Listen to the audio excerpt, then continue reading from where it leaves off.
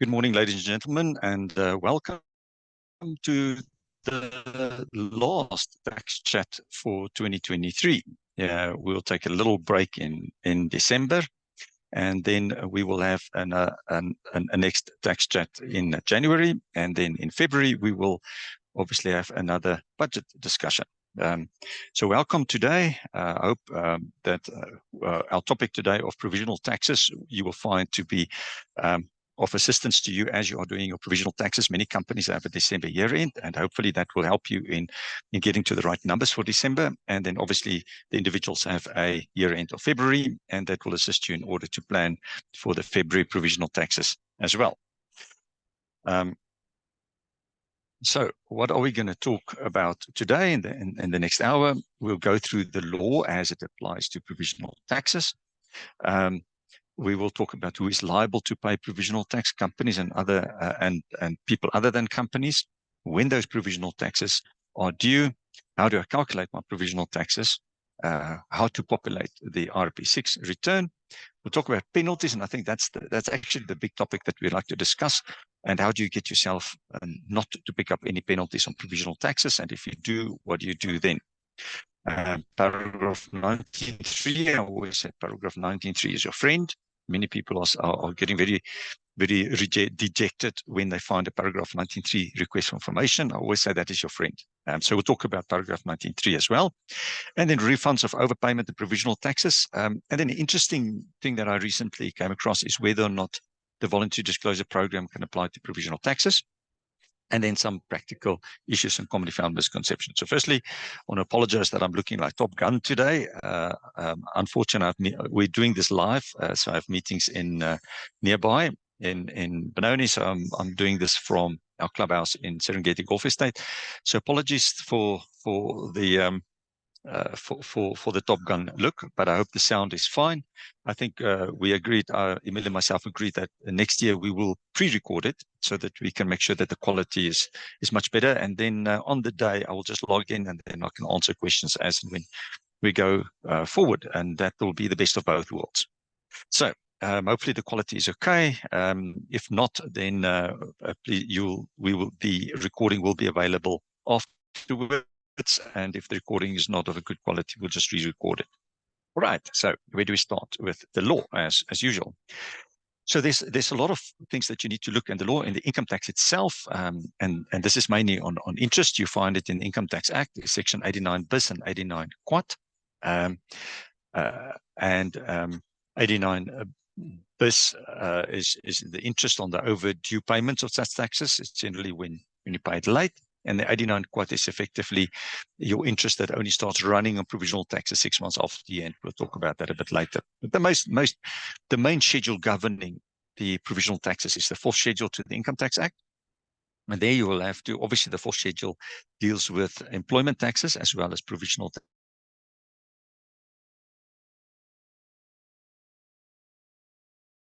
The definition, 17, the payment, 19, the estimations that you've got to do, including 19.3, and then certain penalty paragraphs, paragraph 20 and 21, and then deals with provisional tax payments by companies in paragraph 23, and so all of 23 up to 29 is then dedicated to provisional taxes.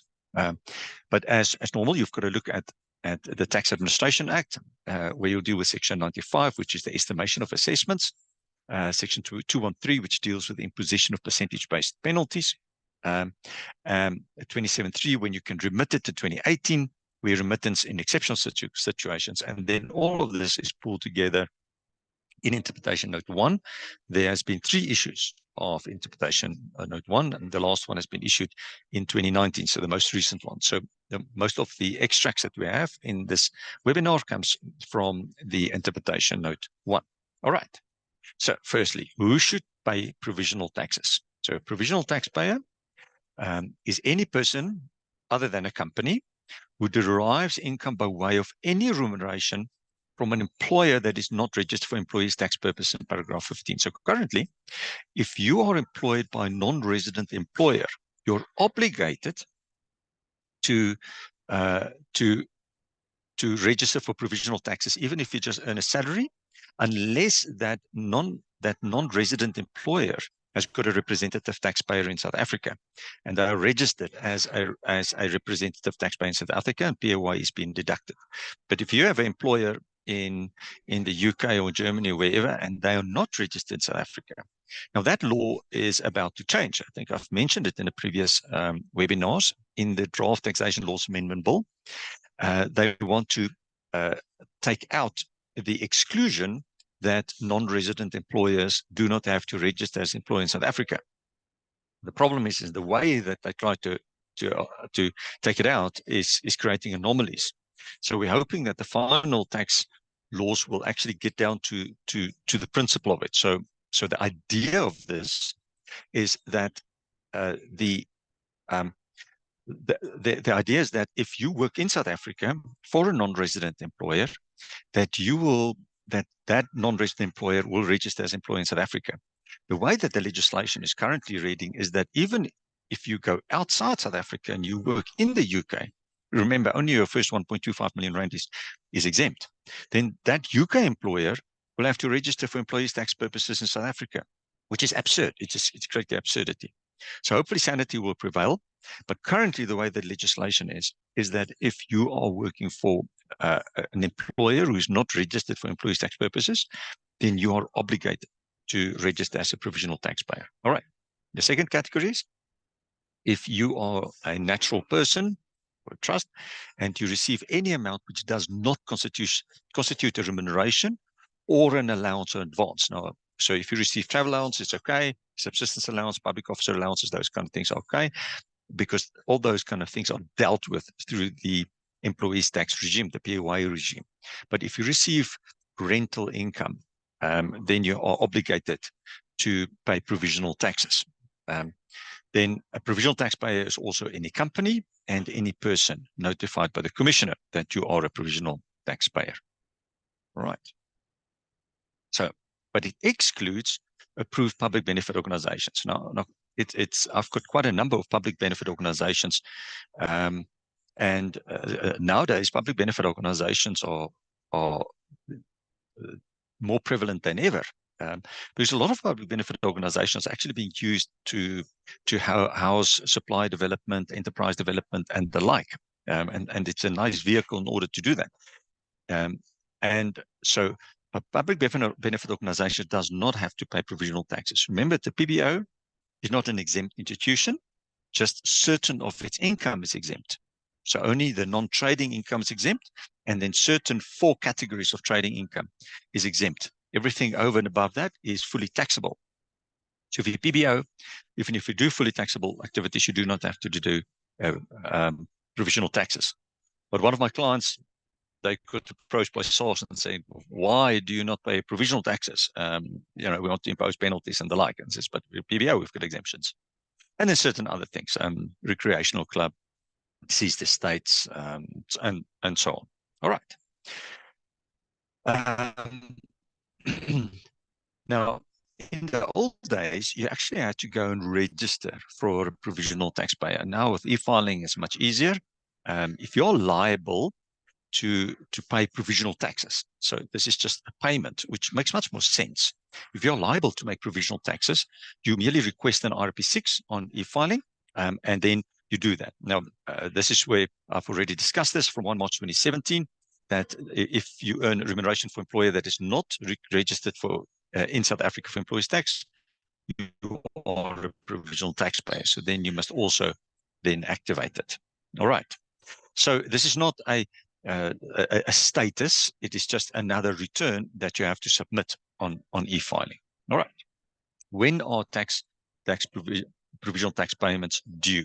And that sounds quite simple, but you'll be amazed how many times I've got to explain this to people that they actually understand how it actually works. So the first period is within 6 months from the commencement of the financial year. Now, that's quite important, especially if your year ends change. So often, let's assume you have a year end ending 31 December, and you now have a provisional tax calculation, and you then change it to 28 February. So you have a 14 months year end. Your first provisional payment is still due 30 June. It's not halfway through the year. It is within 6 months from the start of the year. So even if you change it to 30 June the next year, you will have it within 6 months from the first year. Often what happens, let's assume you have a 30 June 2023 year end, and then you have another year end, which is 31 December 2023. Now, there's an oddity in this situation because the e-filing cannot have two returns in the same calendar year. So when you do your ITR 14, it cannot take a return for 30 June 2023 and 31 December 2023. So that period of 31 December 2023 is an oddity because you can't submit a return for that. So you've got a choice with that. You can then, what generally will happen is if your year end was 30 June 2023, you submit your return 30 June 2023. And then you can't submit a December 23 one. You then have to add that to your December 2024 one. So December 2024 will then be a combination of your 6 months, December 2023, and then 12 months, December 2024. So again, now it becomes a bit of an oddity. When do you do first provisional tax payment? Because now, even though technically you have 2 financial years and 2 tax years, an ITR 14 can only be submitted once. So now, within 6 months of the first one, so you do first provisional payment for 31 December 2023, and you've now then done it. You've done your first provisional payment within 6 months from the start of this ITR 14 year, which is now actually 18 months. And then your second payment, you only have to do 31 December 2024. All right. But your second payment obviously must be done on the last day of your assessment. There's a bit of a gemors. I don't understand why the e-filing can't just be amended so that you can actually just pick a date and put it in. It should be as simple as that. And then the third top up, many people say that is a formal provisional tax period. It's not. It is just a voluntary payment. And it's the only reason you make a third or top up payment is in order to avoid the interest. Because if you have underpaid your provisional taxes, the interest only starts running 6 months after year end. So what you want to do is but this is more process flow. You have to do an active calculation on the first provisional. You have to do an active calculation on the second provisional. And then 6 months after year end, you do a bit of a look back and say, listen, I still owe SARS money. Let me do a voluntary payment because then I avoid my 89 quart interest from that period onwards. All right. So this is quite important. Now that applies to provisional taxes and PAYE as well. If the due date for payment and submission falls on a Saturday, a Sunday, or public holiday, then you have to do it on the last business day before that Saturday, Sunday, public holiday. Now, literally yesterday, we assisted a large client in sorted out the PAYE statement of account. And the PAYE statement of account is done per year. And in one period, literally 10 years ago, we then picked up that there was a 2 million rand penalty. And unfortunately, what often happens in large companies is the HR department takes charge of the PAYE and the tax department takes charge of income tax, VAT, and the like. And the PAYE department was making all the payments. There was no oversight from the tax department. And what happened was that the HR department paid 1 day late as a 2 million rand penalty. Now, that was way back, I think it was 2015. Now, that's 8 years ago. You can't get that 10% penalty back again. Even though if you then pick it up early enough, you could have asked us to waive that, because you pick up a 2 million rand penalty because you made payment 1 day late for a large taxpayer that's generally compliant is just simply unfair. So it's important that you take note of these payment dates, because if you pay late, you pick up the 10% penalty. So often what happens is we have had clients that does a first provisional payment, or they forget to make a first provisional payment. So the first provisional payment is maybe 30 June, and then in the middle of July, they wake up and they say, oh, frack, we should have paid provisional taxes. Then they say to us, what should you do?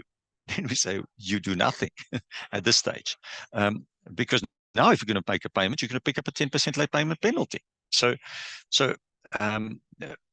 ironically, SARS's own system then almost encourages you not to do it. What you can do then is to then ask for a 19.3, but only after 4 months. And we'll talk about that a bit later, because then you're deemed to submit a null return, so that there's a re-estimation of the amount. But SARS doesn't make it easy for you if you have made a small administrative oversight. So if you miss the 30 June and you wake up and you say, oh, frack, in July, then you pick up 10% penalty, then it's almost better to take your chances and say, okay, I'll rectify it in December when I do my second provisional, because that's the important one. You shouldn't miss that second provisional payment. If SARS asks a question about the first one, all they can do is give you a 19.3, backdate the payment. There's no interest, there's no penalty. So you take your chances on that one, and then you submit your return 31 December. But the last thing you do is just to go and say, oh, okay, let me go and submit it, and you submit it late. You think you do that on a bona fide basis, then you're picking up a 10% penalty. So be careful before you do that. Before you do that, just give us a call and we'll give you the right advice. All right. So if a taxpayer other than company, obviously your year end is at the end of February. So therefore your first period is 31 August. Your second period is then obviously the last day of February. And the voluntary payment is not 6 months afterwards, it is 7 months afterwards. So your interest only starts running as a trust or a natural person from the 1st of October from the next year. So you can avoid that interest by just making a voluntary payment. All right. So on companies, obviously your first period, if you've got a December year end, you've got to make a 30 June payment, a 31 December payment, and then your voluntary payment will be 6 months after that. All right. It's a few examples. All right. I briefly touched on this change in year end, but remember this change in year ends, your first is still 6 months into the year from the start to 6 months, and the next one is at the year end. So if you have a shorter year end, if you only have a 6 months year end, so let's assume you moved your year end from 30 September until 31 March, then obviously you've now got a 6 months year end, then your first and your second provisional is on the same date. So then you do it 6 months into the year end, and you do your second provisional on that same date. All right. Now we get to the interesting stuff. How are provisional taxes calculated? Now this is quite important, and that's why I've actually copied the extract from the fourth schedule, paragraph 19. Because people often misunderstand this. Provisional taxes is important. It's critically important because we think every day PAYE is important because you can be at a high risk and you have to pay it on a monthly basis. So, but provisional taxes is effectively the PAYE of companies. And as we are, maybe it's opportune to say where I think the future is going to go with provisional taxes, as the electronic systems are becoming more and more prevalent, and the system systems of SARS is becoming more and more robust. VAT is being paid on a monthly basis. The SARS have published the future of VAT document that we'll discuss maybe in January, where essentially there's a 5-year project where essentially we'll see the end of VAT reporting for VAT. And the beginning phase of that will be that the VAT return will be amended in that we won't have just a few blocks or output tax, supplies, input tax, and all those kind of things. You'll have to go be more granular, even what type of, that your VAT return is now going to look more like your income tax return. Which section are you applying to zero-rated services? Which section are you applying to zero-rated goods? Disclosing exactly which section you are saying that it's exempt. Anyway, so what will happen to provisional taxes? We're only paying twice a year with a voluntary payment, the third one. And as one of those steps into the VAT system is that there'll be integration between your ERP system and SARS's system, so that there will be a constant, as you're issuing an invoice, automatically the VAT will go and be recorded into the VAT SARS system. There's no reason we won't be seeing provisional taxes being accelerated, that you don't do it twice a year. I can see that you can do it at least 4 times a year. You do it every quarter. That will make the world of good for SARS's cash flow system if companies and natural persons, especially companies, start making quarterly payments instead of 6 monthly payments. Imagine how that will accelerate.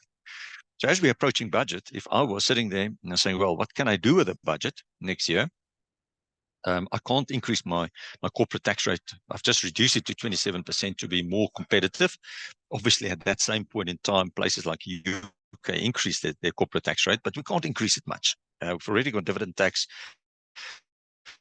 of 20%. We can't increase that much. What can you do? Maybe, you're including capital, 80% of a capital gain of loss. I mean, you can maybe increase that to 100%. But what you can do is improve your cash flow. Improve your cash flow. You do that by accelerating provisional taxes. And cash flow is king. Cash flow is king, as we all know.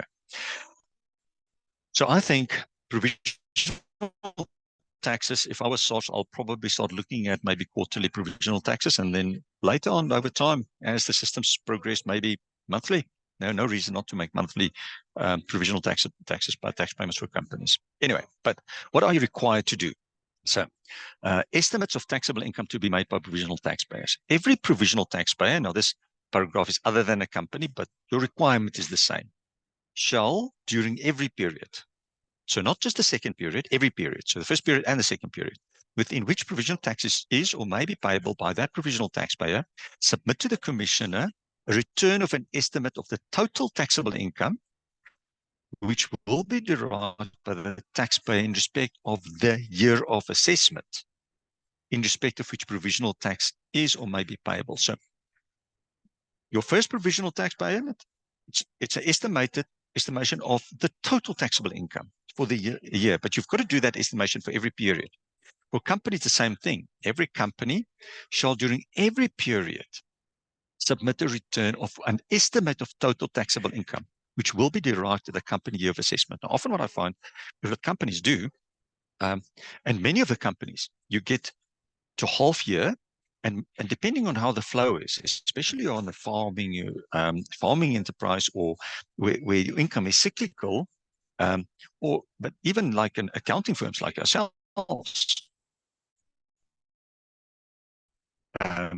we don't make a lot of money over December when December is clear. If your year, then you don't make a lot of money at the end of the period. If your year end is September, then for that first 6 months, you maybe make a third of your income, and the last 6 months you make 2/3 of your income.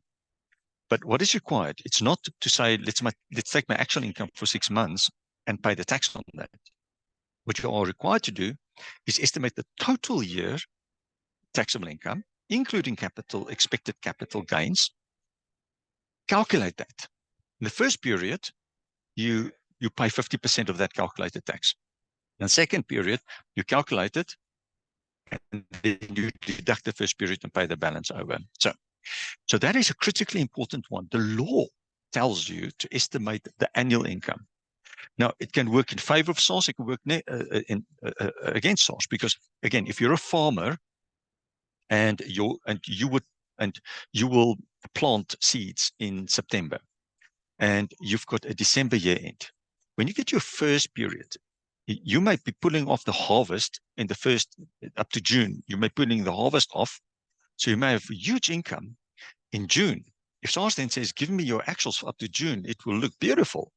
But you have to take into account the expenses for you in the next 6 months, where you will now plant again and incur a lot of expenses. So a farmer receives income in the first half of the year and big expenses in the second half of the year. Now, often what SARS does is says, you've done your first 6 months. You must pay me extra provisional taxes. You've got to say, no. I'm expected to incur all these costs in the next half, and I can take that into account. The same thing applies to the capital gain. So if you have you've got a December year end, you've entered into agreement in maybe in April, and that agreement for the sale of a capital asset may be subject to a suspensive condition. So it's not been fulfilled. You've not got the cash yet. You've just had the agreement. But you expect that suspensive condition to be fulfilled by September. Then technically what you should do, even if you don't have a cent of money yet, is to include that capital gain in your annual income and then already pay half of that in the first period. It's a bit unfair, isn't it? But the opposite also apply, because if you have a massive capital gain in the first 6 months, then you only have to pay the capital gains tax on half of it in that period. So it's a swings and a roundabouts. But again, it's slightly unfair, isn't it? Because you've constantly got to calculate the income on money that you don't have yet. So that is a bit unfortunate, because it can go work in your favor and against you. So it depends how you write the narrative, I suppose. I've not seen one entity that will disclose to SARS that they've signed an agreement for capital gain that they expect to only realize in the second 6 months. They'll just declare it once they've got the cash, because, I mean, by the very nature of it, it's too much money and you don't have the money to pay half of the capital gains tax in the first period. But that's the law. You're supposed to do that. All right. Now, this is the important one. Is there's a huge misconception about what is a basic amount and how basic amount works. And this is dealt with paragraph 91C. The amount of the estimate so submitted by provisional taxpayer during the period referred to 21A, so that's the first period, shall not be less than the basic amount unless circumstances of the case justify the submission of an estimated lower amount. So your basic amount is not a safe haven. It's not a safe haven. Many people think that the basic amount is safe haven, and I get so frustrated because so many accounting firms out there are saying, okay, we'll just charge you 300 Rand for submitting the first provisional tax payment because we only take the basic amount and pay it over to SARS, so there's no effort. We just fill in the RP6 and off we go. No, you've got to do a proper calculation. That takes time and that takes effort. And if you don't put the time and effort, you're subject to penalties. All right. All right. This is important. If the provisional taxpayer fails to submit an estimate as required by paragraph 1, the commissioner may estimate the taxable income, which is required to be estimated. So if you don't do it, SARS can do it for you. All right. We've talked about the capital gains that must be included. And here again, this is an extract from the interpretation at 1. The Act requires taxpayer to make an estimate for the full year. 50% of such estimate is to be paid as to the first provisional tax payment. So please don't fall into that trap that you think, I'll just take 5 months actual. I would extrapolate to the 6 months and I'll calculate 27% tax on that and I'll pay that over to SARS. Don't fall in that trap. You have to say, I'll take 5 months. You have to look at your forecast up to the 12 months. So you'll have 7 months of estimations, and then you calculate the tax on the full amount, and then you pay half of that to SARS. That is the sequence of events. Now, obviously, in that period, taking a crystal ball for 7 months, SARS often oversteps their mark when they are asking you to substantiate that estimations. But obviously, you have, as you're looking at those estimations, you've got to make sure that it's kind of like reasonable. Consideration of when the use of the basic amount is appropriate. Always perform a calculation and then compare it to the basic amount. Do not merely use the basic amount because it's a first provisional payment. So we normally do both. So we'll do an estimation because you've got to do an estimation. And then we say, let's compare it to the basic amount. If we are more than the basic amount, then we say, well, it seems reasonable, and we will challenge some of the assumptions. If it's less than the basic amount, then we expect a query from SARS, because you can only use less than the basic amount where the circumstance of the case justify the submission of an estimate of a lower amount. Now, obviously, within COVID times, that was the rule. It was just, but now that the COVID year is being assessed and the COVID times may actually be your basic amount, if you want to use less than that, then why would you use less than that? So there could be reasons why you'll be using less than the basic amount. All right. So what is this basic amount everybody talks about? It's the last amount of taxable income assessed by SARS. If the assessment was made more than 18 months ago, you have to increase it by 8%, just a straight 8%. It's the last amount assessed times 8% times the number of years, okay, or the period. You disregard any assessment that was made 14 days before the submission of the first provisional payment.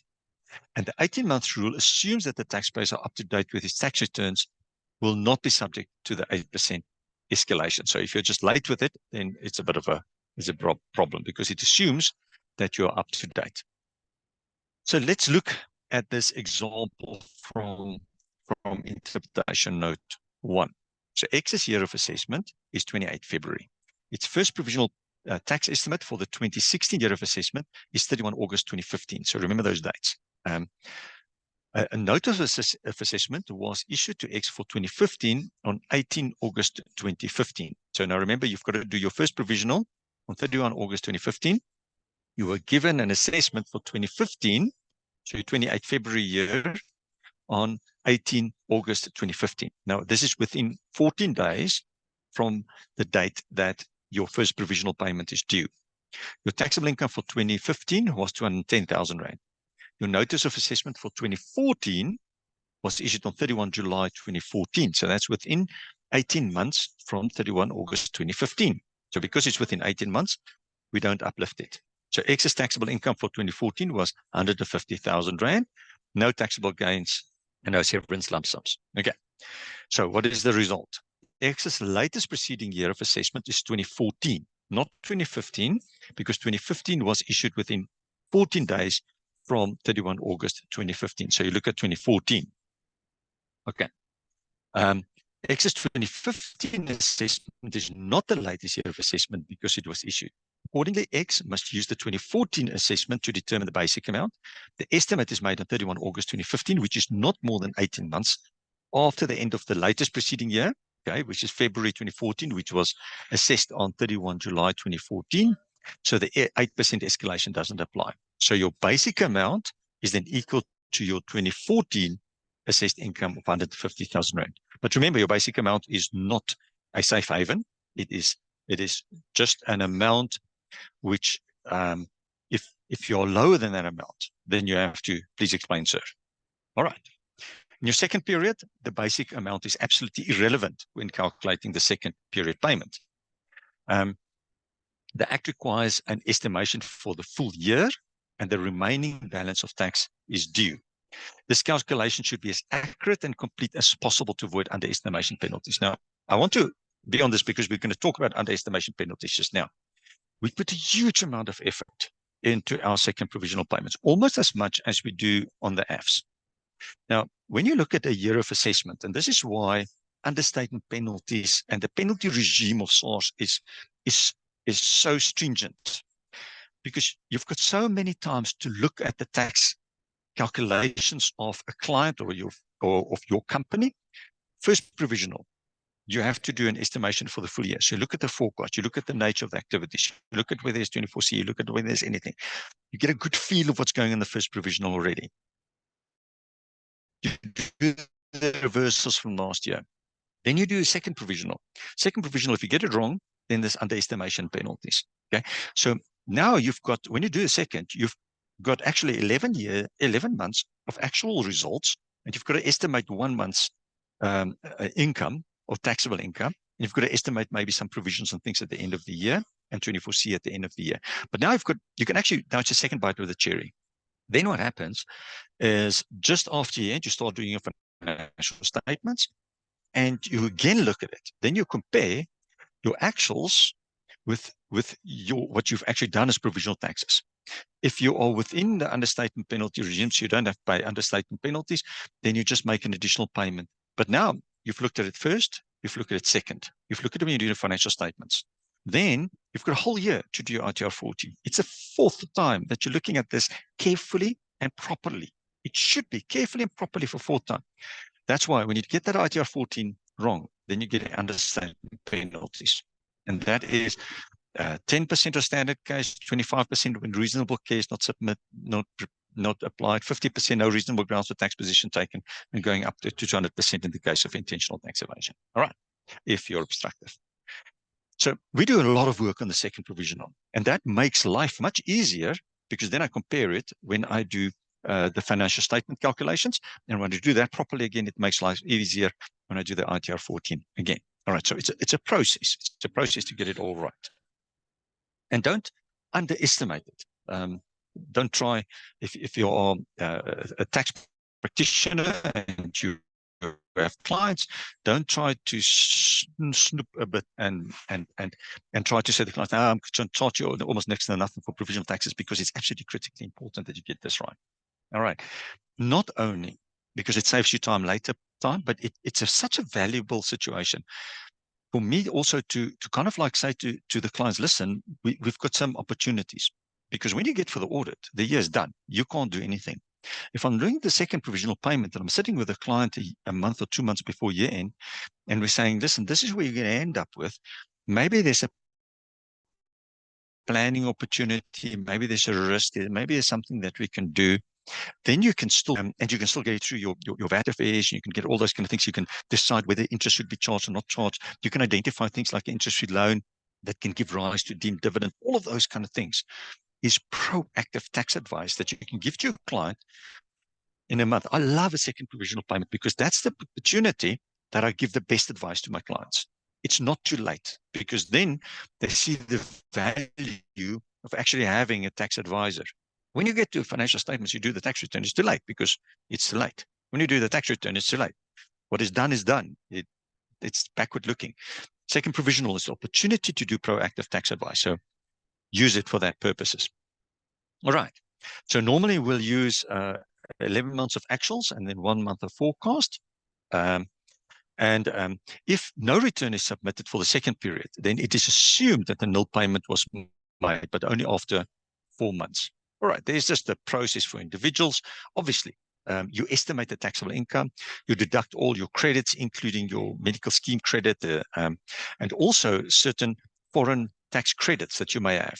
You will also take into account in this calculation Section 1010 exemptions, if you're a foreign employment exemption, your Section 6 quad rebates, your Section 6 quad deductions. In our January one, we're going to talk about 6 quad, which is quite interesting. All right.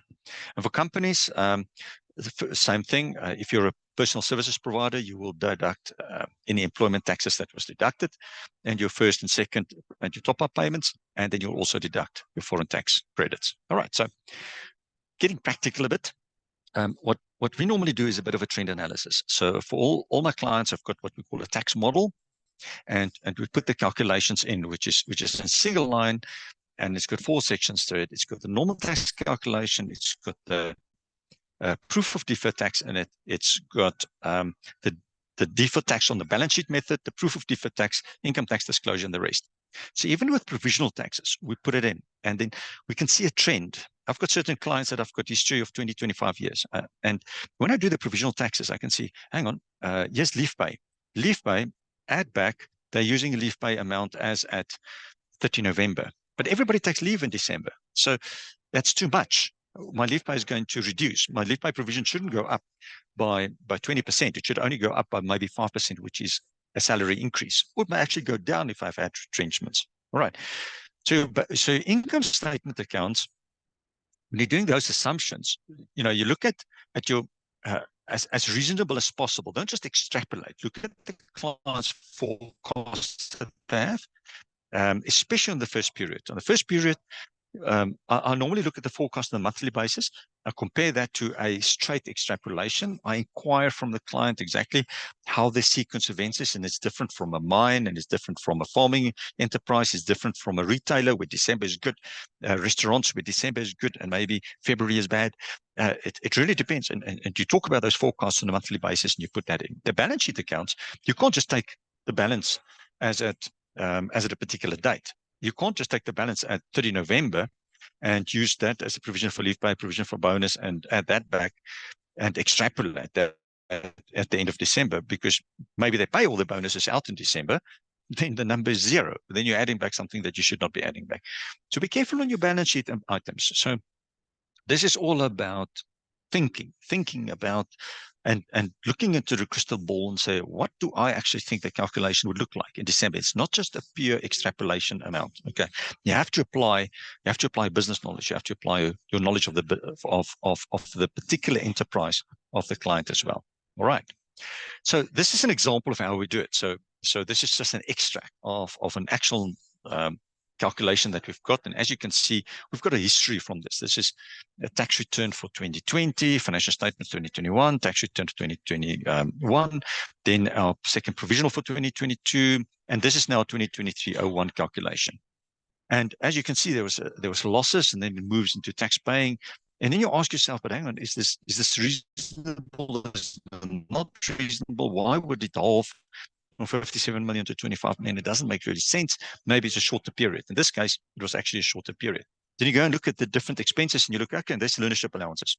We always know learnership allowances is around about 150,000 per annum. I don't necessarily know what it is, but let's take 150,000. You ask the client, is there more, is there less? Do you expect an increase? Do you expect a decrease? And then you put the learnership allowances in, estimate a bit of tax. Sometimes we'll just take the prior year and increase it with an amount of 5%, 6%, 7%, 8%, or whatever the turnover is increased. Bonus provisions alike will generally increase by the same ratio as what salaries increased. And we apply our COP to that one. So the same thing here. I mean, there in this particular case, there was a doubtful debt provision in the prior year, but in the current year it was written off. So whereas you had a doubtful debt provision with 11J allowance, in this year we expected it to be zero. So that can make a massive difference to the actual calculation. Your bonuses, because there was a major retrenchment exercise, 50% reduction in staff, we took a 50% reduction in the bonus provision, leave pay provision, and the like. There's provision for restoration.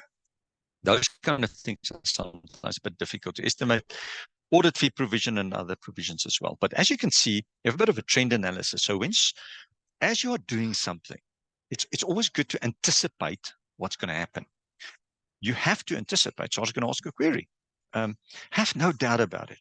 SARS is perhaps the most efficient and effective organization within government. And forget about, you may have your ideas how government is run or not, but SARS is one of the best tax authorities, definitely in Africa, but one of the best in the world. They are highly, the e-filing is a highly sophisticated system, and the frustrations that you have, you just look at it from here, but whenever I talk about this to my compatriots in the UK and Europe and the like, they all have got their frustrations with SARS. In places like Hungary, when they do investigation, the tax authorities comes in armed. So that's a place in Hungary. So when your tax official comes in and doing an audit, he is armed. He's an armed person. So at least we are not there yet. But the best is to anticipate, to upstream it. So as you do these calculations, then you do it properly. All right, populating the RP6. You need to populate it for the first and the second period. It's a very simple form. But when you are making the third payment, you just make a payment, but just make sure that you use the right number. So your first 10 digits is your IT reference number. And then you say P, and it's 003 because the third period in 2022. So your reference number is critically important as you're making that third top-up payment. You just got to change it because the first period is that 10-digit number, P001 2022, second one is P002 2022, third one is P003 2022. Then it gets allocated properly. If you don't use that reference number, then you've got a bit of a problem. All right. As we said, if you do not submit a return, then paragraph 19.6 of the full schedule comes in, and it says that if you do not do that, it's deemed to be null, but 4 months after the period. Now that becomes quite relevant for underestimation penalties that's being imposed, but also it comes in relevant, and I'll come talk about that a bit later, when you want to apply for a VDP, for example. Right. So this is just an example of RP6 return. Some of it is pre-populated, some of it you've got to put in. So the little stars in yellow, you just pop in your gross income, your estimated taxable income, and the tax on the estimated income, and the rest is then auto-populated. All right, and as you can see, there's a payment reference number with a P002. This is the second provisional for the 2022 year. All right. Okay, penalties. What kind of penalties do you have? You have a late payment penalty and you have an underestimation penalty. So the late payment penalty is explained as follows. It's explained in, that's when you pay payment late. That's it. Then you've got a 10% penalty. You can go and ask SARS for mercy. It's not a merciful organization, but you can ask. And when you prepare it, your work of art in asking them please to forgive you for your sins that you have paid them late, SARS can, at their discretion, then say, okay, is there reasonable grounds for the late payment? It has been remedied, so you have paid them out in full. And this is where this comes in now. Either the penalty was imposed for a first incidence of non-compliance, or the amount is less than 2,000 Rand. So this is your problem with Section 2173 of the Tax Admin Act. If it doesn't fall within that, if it's not the first side of non-compliance. Now remember, they will look at this not necessarily just from a provisional tax perspective. If you're paying provisional taxes late, you're paying VAT late, you're paying, it's all those taxes that has got a percentage-based penalty. It's only your first incidence. So once you've had a first, and they don't say first incidence for 3 years, it's just the first incidence. So it means almost nothing. It's very, very difficult to get a late payment penalty off because Section 2173 of the Tax Admin Act is very punitive. So you have to be very careful about this. There is an exceptional circumstances. So if your late payment is due certain exceptional circumstances, then you can also ask SARS to condone the late payment. So those exceptional circumstances, this is an extract from Interpretation Note. You can read through that. And there are 3 categories: external factors, personal factors, acts by SARS, and then any other issue of comparable seriousness. This is an extract from the section itself. It says a natural human-made disaster, so, like the flooding. If there's flood in July 2021, a serious illness or accident. Well, normally, if I have to pay provisional taxes, I suffer from serious emotional or mental distress, but SARS doesn't pick that one up.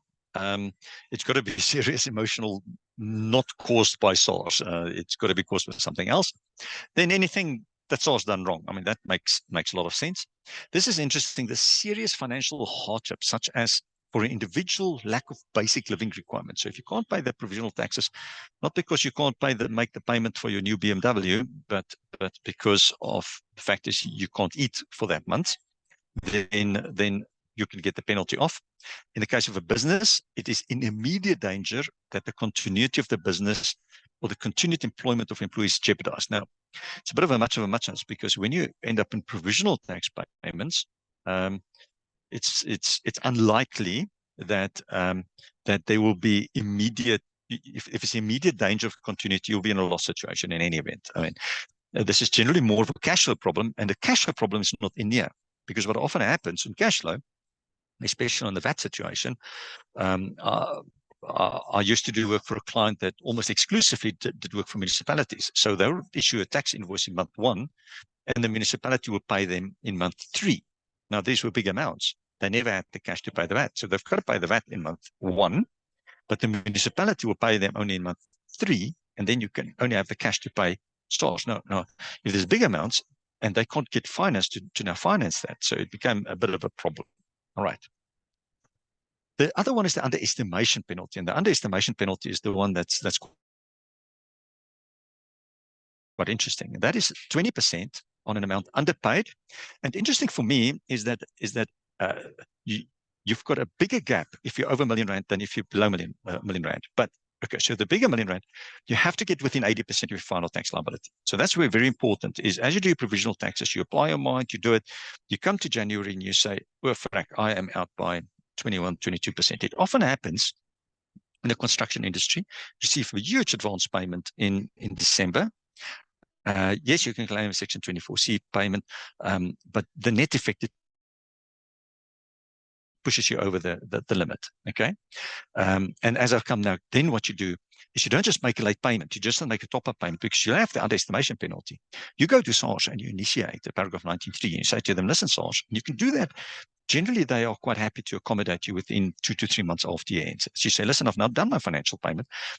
Can I please initiate this? So you contact the paragraph 19.3 unit people from SARS and you say to them, please, I want to initiate 19.3. Please send me a 19.3 letter, because then what happens, it gets backdated. Okay.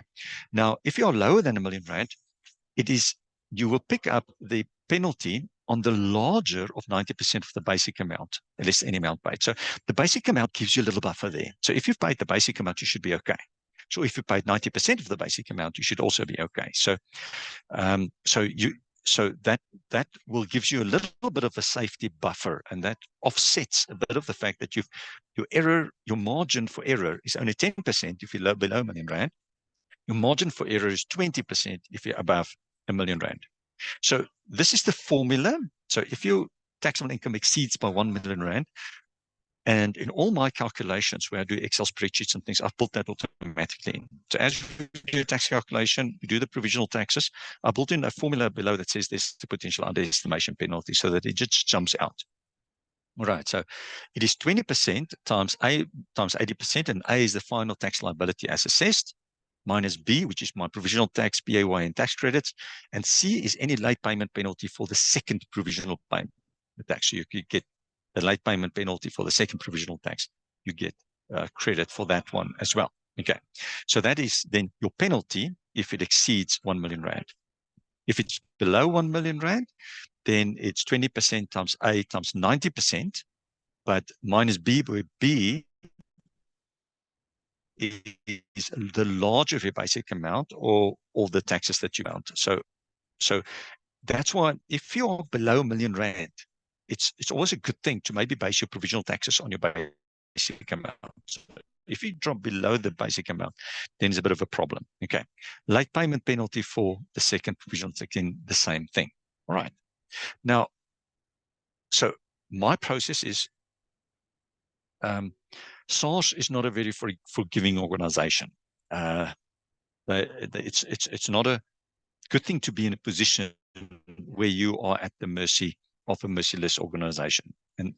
But you can ask them for this. Under paragraph 22, you can say, taxpayer may apply to the commissioner to reduce the penalty as calculated above for underestimating the taxable income. The commissioner may remit all or part of the penalty if the commissioner is satisfied, partly satisfied, the second period of taxable income was seriously calculated with due regard to any factors having bearing on it, and was not deliberately or negligently understated. Now, the onus to prove that you've done this seriously is on you.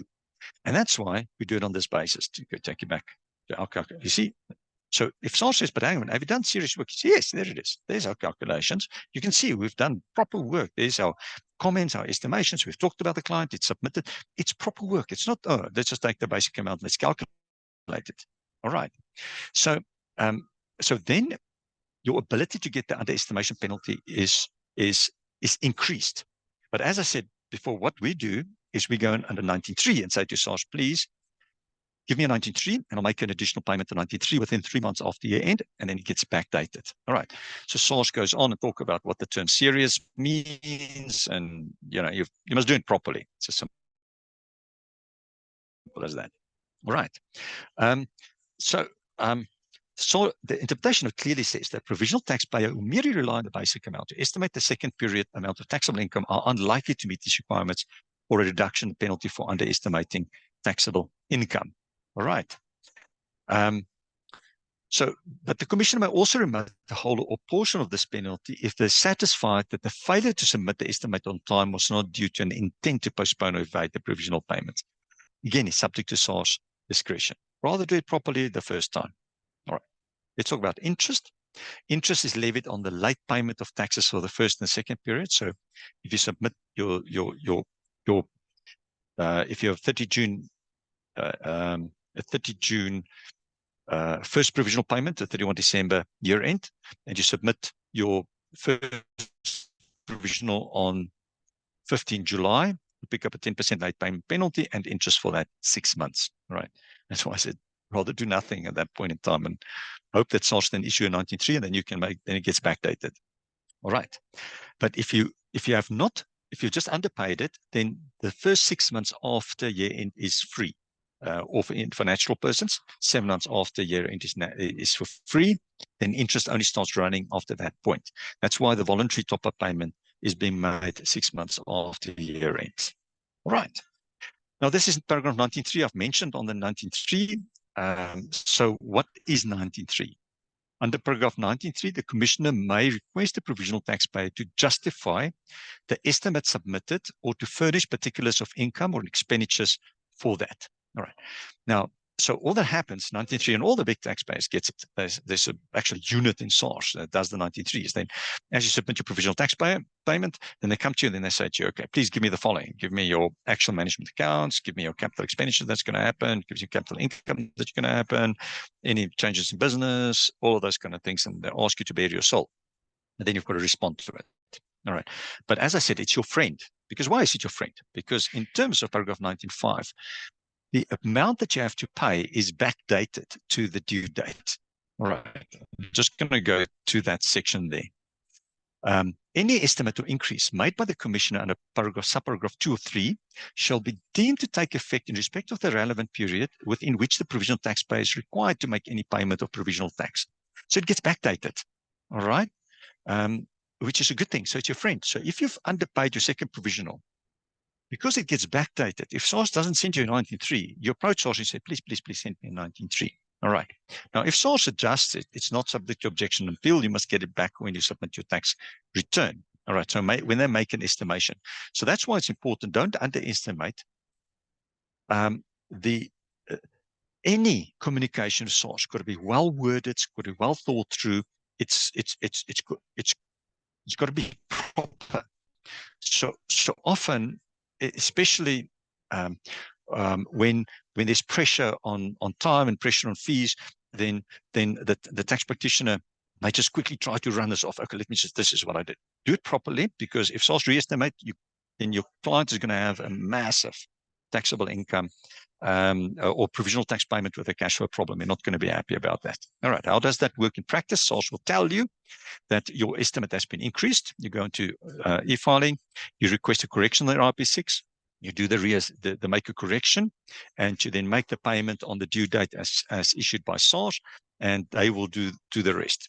Absolutely your friend. Do not, it's the best thing ever. I always say the estimate, what the law should actually be changed to say that your second provisional payment you make in 31 December, you've got to make it. But you've got 1 month to get out of free jail card. If within 1 month after year end, you find that you have not hit your 80% level you due to, then you can make a payment 1 month afterwards and then be exempt for underestimation penalty. So they've got to kick in the underestimation penalty, taking into account 1 month after that. All right. There's a comprehensive example in the SARS guide, example 6 in interpretation note 1. And unfortunately, I disagree with this, and it doesn't agree with. So in this example, I'm not going to go through the detail of it because we've got 4 minutes left. And essentially, it takes you through a whole example where you've made a first provisional payment, and SARS have re-estimated. And then what they say is when this taxpayer has made a second provisional, they firstly made the second provisional payment late. So you make it late, so you're exposed to a 10% late payment penalty, but they make it late. And then SARS went on and do 19.3, and even though they made late, they even uplifted it even further. But they then go in, and then they have the result there, and then they say your underestimation penalty only takes into account the first provisional payment made. It doesn't take into account the late payment for the second provisional. So you're exposed to a double penalty on the second provisional, which is a 10% penalty. You can get the 10% off, but you don't get benefit for that late payment. And I agree with that one. But then they say also the 19.3 re-estimation, you don't get credit for that one, which I disagree with because that one is backdated. In practice, it doesn't work that way. In practice, the underestimation penalty is under 19.3 is then auto-corrected. You don't pay it. If you do a 19.3, then it's back payment, and it doesn't get taken into account with the underestimation. So there's a difference in practice between the way that e-filing works and this interpretation note. Number one, critically important. Please, if you get your second provisional, and don't just go and make a late payment, you're up for that 10% penalty, and you're exposed to all kinds of things. So rather initiate the 19.3, because it will help you. If you miss that second one, or if you underpaid it, please contact your tax practitioner. Contact us, and we can help you to get through that with the minimum amount of penalties or no penalties at all. All right. Obviously, if you've overpaid provisional taxes, you only get back upon assessment. You can't get it back on a different one. Now, this is an interesting one. I had a client. What the client did, they had a February year end. They calculated their taxes, and they made a particular payment. And then about 8-9 months afterwards, the audit was being done, and the auditors looked at it and they said, but hang on, there's a problem. When you did your capital gains tax calculation, you did your base cost calculation incorrectly. It's a highly complex one, but they did the capital gains tax calculation incorrectly, but it's a bona fide inadvertent error. They actually made payments to a bank who funded this all, but you can't include those payments in the base cost because of particular exclusions in the H schedule. So this obviously horrified the client, because they actually had to pay these payments to the bank, but they couldn't get any bang for their buck when it came to capital gains tax calculations. It made a significant difference. So we were stuck. So this is now about 8 months after the end. We can't go for 19.3 because it's too late. 19.3, originally SARS was quite lenient on it. They've now said, okay, if the latest 3-4 months after year end, we'll give you a 19.3, because we'd be happy to do a 19.3, because now my client is exposed to a huge underestimation penalty. So I said to them, okay, let's do a VDP. So we looked at what the VDP legislation says. So VDP legislation says, what is a default? A default means a submission of inaccurate, incomplete information to SARS, which we've done. We submitted the RP6 with inaccurate information, okay? And it resulted in an understatement. Now, remember that word says understatement, not understatement penalty, understatement. So the term understatement means any prejudice to SARS. Yes, there's a prejudice to SARS of underpaid provisional payment. Okay, and it's a result of an incorrect statement of return. Yes, we've understated our taxable income on the RP6. So there's an understatement. The prejudice to SARS is a reduced provisional tax payment that I made. There was an incorrect statement in return because my capital gains tax calculation that came into taxable income was incorrect. There's a default because we have not done that. What is a return? Return is very widely defined as a form, declaration, document, or any other matter or submitting information to SARS that incorporates a self-assessment. So an RP6 is quite clearly a return, no doubt. It's a return. All right. So we've got a default, we've got an understatement, and we've got a return. Then what are the other requirements of VDP? Must be voluntary. Yes, it is voluntary. We picked it up. The auditors picked it up. We're going to fix it. There's no audit. I mean, we've not even submitted the tax return, so there's no criminal investigation, nothing. There's nothing happened like that before, so this is the first time this has happened. So this is not a repeat VDP. It's on e-filing. In this case, there was no reasonable grounds for the tax position taken because they thought that the base cost was higher than what it was. So it's either no reasonable grounds for tax position taken or reasonable care was not completed. So it falls within those categories.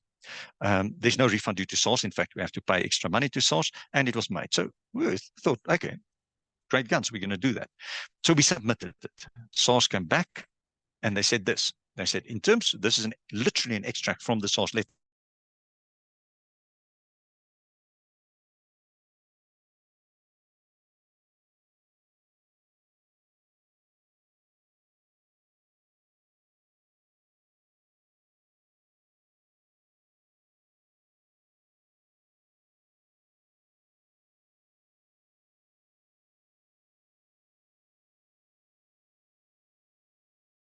Just decided to add the word penalty to this. Since there's no default for